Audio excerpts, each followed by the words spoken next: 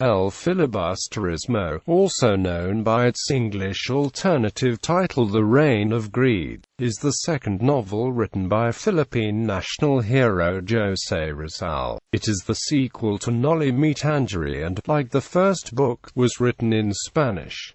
It was first published in 1891 in Ghent. The novel's dark theme departs dramatically from the previous novel's hopeful and romantic atmosphere, signifying the character Ibarra's resort to solving his country's issues through violent means, after his previous attempt at reforming the country's system have made no effect and seemed impossible with the attitudes of the Spaniards towards the Filipinos. The novel, along with its predecessor, was banned in some parts of the Philippines as a result of the portrayals of the Spanish government's abuse and corruption. These novels, along with Rizal's involvement in organizations that aim to address and reform the Spanish system and its issues, led to Rizal's exile to Dapitan and eventual execution. Both the novel and its predecessor, along with Rizal's last poem, are now considered Rizal's literary masterpieces. Both of Rizal's novels had a profound effect on Philippine society in terms of views about national identity, the Catholic faith and its influence on Filipinos' choice, and the government's issues of corruption, abuse, and discrimination, and on a larger scale, the issues related to the effect of colonization on people's lives and the cause for independence. These novels later on indirectly became the inspiration to start the Philippine Revolution. Throughout the Philippines, the reading of both the novel and its predecessor is now mandatory for high school students throughout the archipelago, although it is now read using English, Filipino, and the Philippines' regional languages. Plot: 13 years after the events of Noli tangere, Crisostomo Ibarra returns to the Philippines under the guise of Simon, a wealthy bearded jewelry tycoon sporting blue-tinted glasses, and a confidant of the Captain General. Abandoning his idealism, he becomes a cynical saboteur, seeking revenge against the Spanish Philippine system responsible for his misfortunes by plotting a revolution. Simon insinuates himself into Manila high society and influences every decision of the Captain General to mismanage the country's affairs so that a revolution will break out. He cynically sides with the upper classes, encouraging them to commit abuses against the masses to encourage the latter to revolt against the oppressive Spanish colonial regime. This time, he does not attempt to fight the authorities through legal means, but through violent revolution using the masses. His two reasons for instigating a revolution are, at first, to rescue Maria Clara from the convent, and second, to get rid of ills and evils of Philippine society. A now grown-up Basilio visits the grave of his deranged mother, Sisa, in a forested land owned by the Ibarra family. One evening, near the gravesite, Simon digs for his buried treasures. His identity is discovered by Basilio when the two happen to meet up just as the latter leaves Sisa's grave to go home. Simon spares Basilio's life and tells his story of his past, then asks him to join in his planned revolution against the government, egging him on by bringing up the tragic misfortunes of the latter's family. Basilio declines the offer as he still hopes that the country's condition will improve. Basilio, at this point, is a graduating medical student at the Ateneo Municipal. After the death of his mother, Sisa, and the disappearance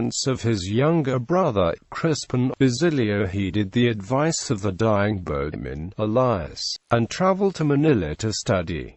Basilio was adopted by Capitan Tiago after Maria Clara entered the convent. With the help of the Ibarra's riches and Capitan Tiago, Basilio was able to go to Colegio de San Juan de Letran, where, at first, he is frowned upon by his peers and teachers because of his skin color and his shabby appearance, but is able to win the favor after winning a fencing tournament. Capitan Tiago's confessor, Father Irene, Irene is making Captain Tiago's health worse by giving him opium, even as Basilio tries hard to prevent Capitan Tiago from smoking it. He and other students want to establish a Spanish language academy so that they can learn to speak and write Spanish despite the opposition from the Dominican friars of the Universidad de Santo Tomás. With the help of a reluctant Father Irene as the mediator and Don Custodio's decision, the academy is established, but this turns bad as they will serve not as the teachers but as caretakers of the school. Dejected and defeated, they hold a mock celebration at a panciteria while a spy for the friars witnesses the proceedings. Basilio, however, did not show up during the event. Simeon, for his part, keeps in close contact with the bandit group of Cabasang Tales, a former cabeza de barangay who suffered misfortunes at the hands of the friar. Once a farmer owning a prosperous sugarcane plantation and a cabeza de barangay, he was forced to give everything he had owned to the greedy, unscrupulous Spanish friars and the church. His son, Tano, who became a civil guard, was captured by bandits. His daughter Julia had to work as a maid under Hermana Penchang to get enough ransom money for his freedom, and his father, Tandang Selo, became mute. Before joining the bandits, Tales took Simon's revolver while Simon was staying at his house for the night. As payment, Tales leaves a locket that once belonged to Maria Clara. To further strengthen the revolution, Simon has Quiroga, a Chinese businessman hoping for a consul position in the Philippines, smuggle weaponry to the country, using the latter's bazaar as a front. Simon plans to attack during a stage play with all of his enemies in attendance.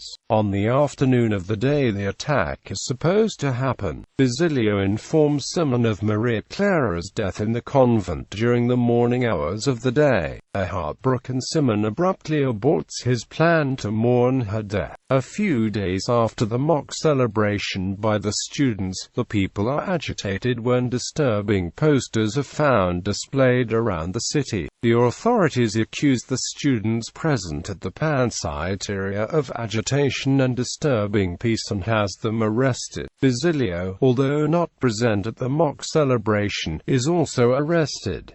Capitan Tiago dies after learning of the incident, but before he dies he signs a will. Unknown to him, it was forged by Father Irene. His will originally states that Basilio should inherit all his property, but due to this forgery his property is given in parts, one to Santa Clara, one for the Archbishop, one for the Pope, and one for the religious orders, leaving nothing for Basilio to be inherited. Basilio is left in prison as the other students are released. A high official tries to intervene for the release of Basilio, but the Captain General, bearing grudges against the high official, coerces him to tender his resignation. Julie, Basilio's girlfriend and the daughter of Cabasang Tales, tries to ask Father Camora's help upon the advice of Hermana Bali. The two travel to the convent, but during a rendezvous, Camora tries to rape Julie. Due to his long-hidden desires for young women, Hermana Bali tries to intervene to stop Camora's immoral act, but is outmatched by the friar. Julie, finding herself trapped and being cornered by the friar, jumps from the convent's window to her death. Simon arranges for Basilio's release and manages to get him out of confinement. After Basilio is released, Simon tells him about Julie's ordeal with Camora, which led to her suicide, and Basilio decides to join Simon's revolution. Simon then tells Basilio his plan at the wedding of Paulita Gomez and Juanito Pelaez, Basilio's hunchbacked classmate. His plan was to conceal an explosive which contains nitroglycerin inside a pomegranate-styled kerosene lamp that Simon will give to the newlyweds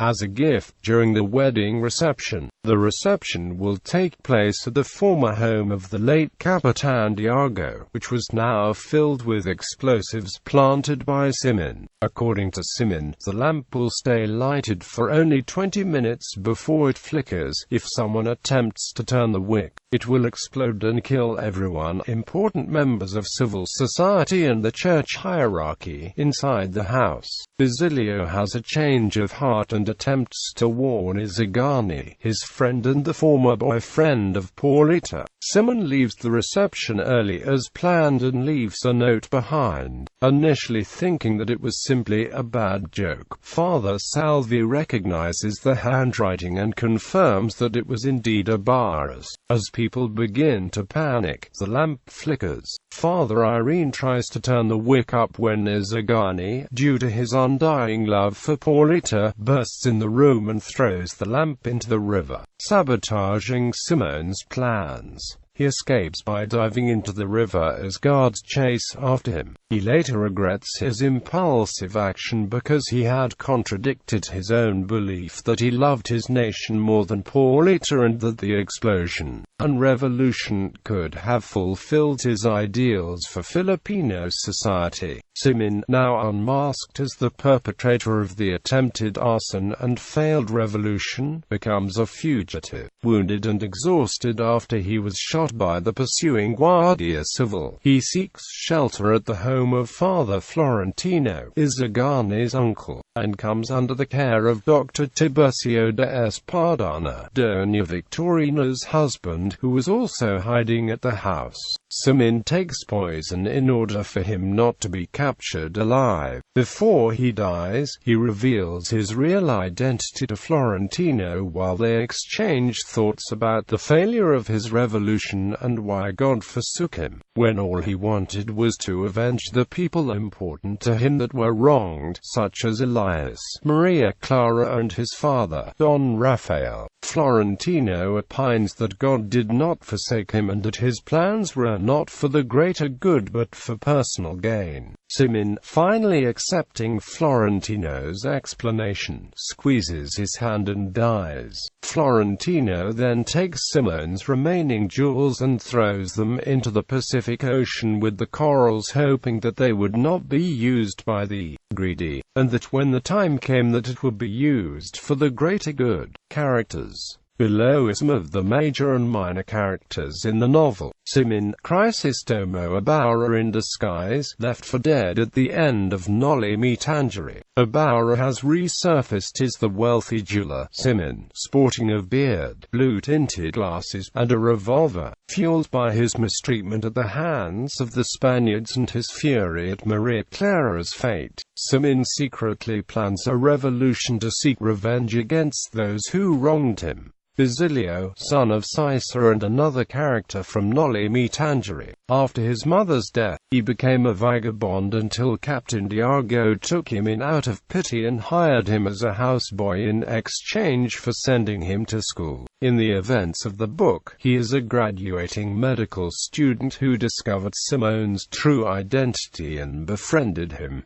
His girlfriend is Julie Izagani, Basilio's friend and one of the students who plan to set up a new school. He is very idealistic and hopes for a better future for the Philippines. His girlfriend was the rich and beautiful Paulita Gomez, but they broke up once he was arrested. Despite this, his love for her still endured. He sabotaged Simone's plans by removing the lamp that contained explosives and threw it in the waters. Cabasang Tales, Cabeza Teles Fro Wanda Dios, a former Cabeza de Barangay of Sagpang, a barangay in San Diego's neighboring town Tiani, who resurfaced as the feared Luzon bandit Matanglawan.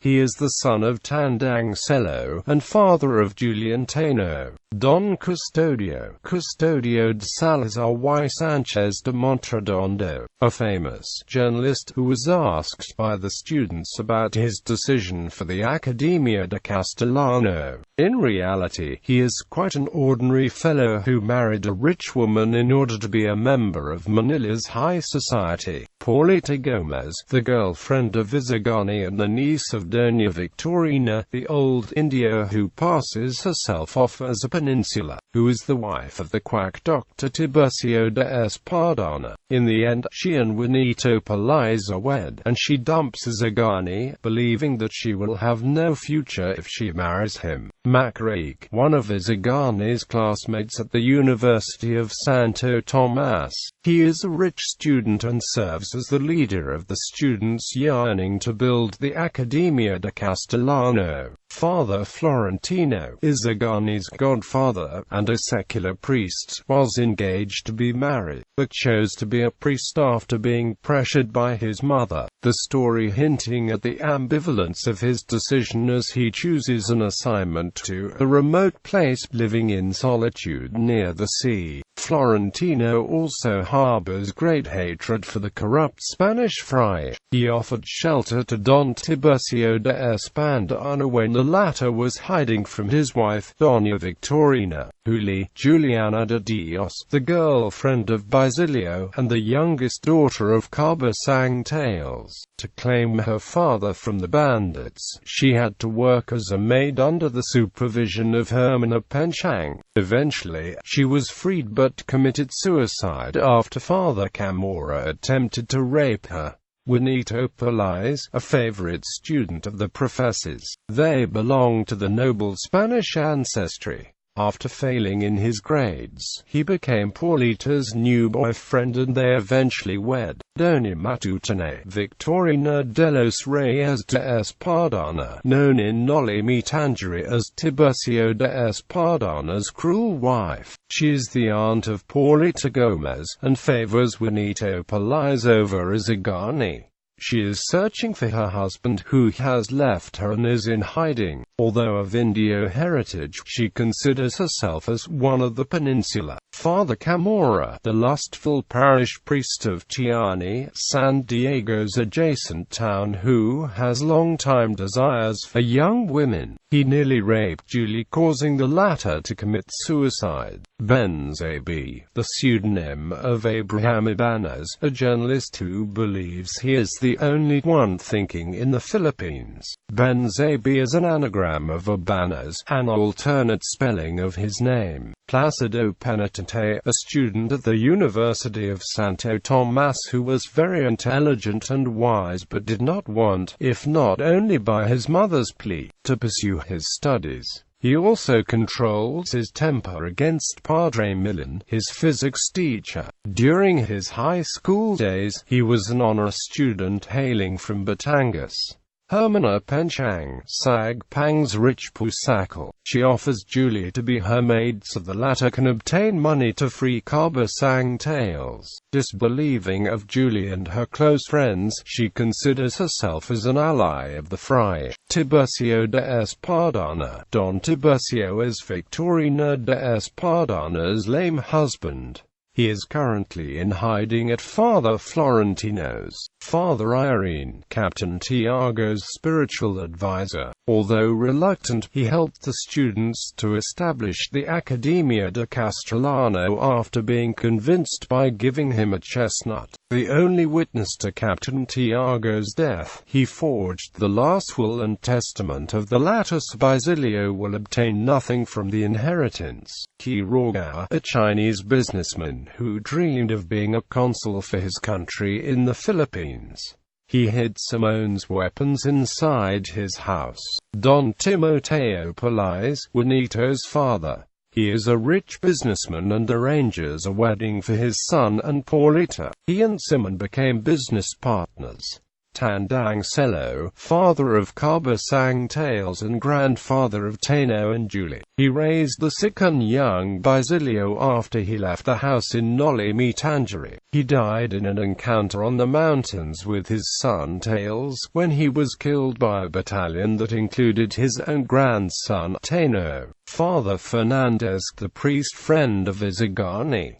He promised to Izagani that he and the other priests will give in to the students' demands. Sandoval, the vice leader of Magreg's gang, a Spanish classmate of Izagani, he coerces his classmates to lead alongside him the opening of the Spanish language academy. Hermana Bali, another wealthy gambler in Tiani. She became Julie's mother figure and counselor, helped to release Cabasang Tales from the hands of bandits. Father Millen, a Dominican friar who serves as the physics professor of the University of Santo Tomas. He always becomes vindictive with Placido and always taunts him during class.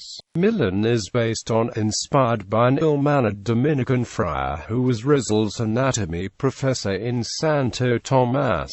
Tadeo, Macareg's classmate, he, along with the other 3 members of the gang, supposedly posted the posters that thanked Don Custodio and Father Irene for the opening of the Academia de Castellano. Leads an American who holds stage plays starring severed heads. He is good friends with Simon. Tano Caba sang tales his elder son after his older sister, Lucia, died in childhood. He took up the pseudonym Carolina after returning from exile in the Caroline Islands, and became a civil guard. He was among the battalion killed his grandfather Cello, who was part of a group of attacking rebels. Pepe, Don Custodio's supposed girlfriend.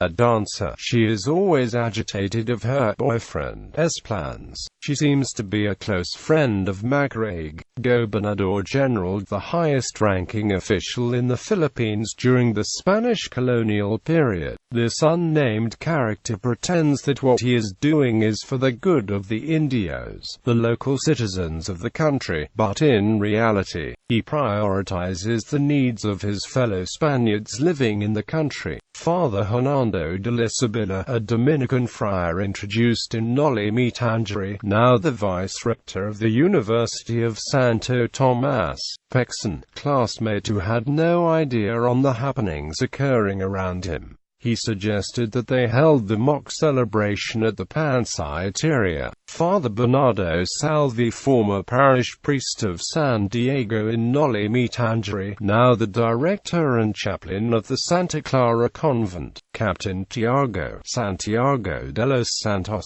Captain Tiago is Maria Clara's stepfather and the foster father to Basilio. His health disintegrates gradually because of his frequent smoking of opium, which Father Irene unscrupulously encourages despite Basilio's attempts to wean his guardian off the addiction. Eventually, he died because Father Irene scared him about the revolt of the Filipinos. Book notes, summary in English.